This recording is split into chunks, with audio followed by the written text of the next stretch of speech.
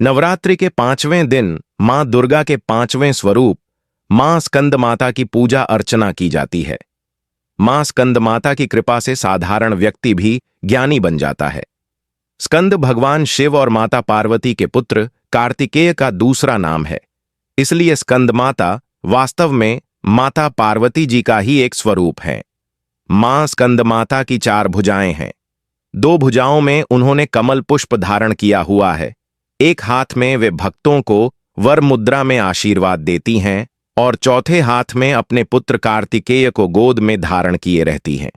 पौराणिक कथा के अनुसार एक राक्षस था ताड़कासुर, जिसने ब्रह्मा जी को प्रसन्न करने के लिए कठोर तप किया। ब्रह्मा जी उसके तप से प्रसन्न होकर प्रकट हुए और उसे वर मांगने को कहा। तब ताड़कासुर ने अमृतत्व का वरदान मांगा, लेकिन ब्रह्मा जी ने कहा कि जिसका जन्म हुआ है उसकी मृत्यु निश्चित है। तब ताड़कासुर ने सोचा कि भगवान शिव का विवाह कभी नहीं होगा, इसलिए उसने वर मांगा कि उसकी मृत्यु केवल भगवान शिव के पुत्र के हाथों ही हो। ब्रह्मा जी से वरदान प्राप्त कर ताड़कासुर अत्याचारी बन गया और देवताओं को सताने लगा।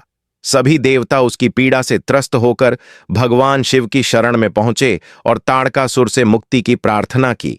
देवताओं की विनती सुनकर भगवान शिव ने माता पार्वती से विवाह किया और उनसे कार्तिकेय का जन्म हुआ। जब कार्तिकेय बड़े हुए तो उन्होंने ताड़कासुर का वध किया और देवताओं को उसके आतंक से मुक्ति दिलाई।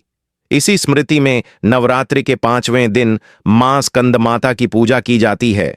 मां स्कंद माता अपने भक्तों को ज्ञान, बुद्धि, चेतना और संतान प्राप्ति का वरदान देती हैं। उनकी उपासना से मोक्ष का मार्ग सुलभ होता है। जय स्कंद माता।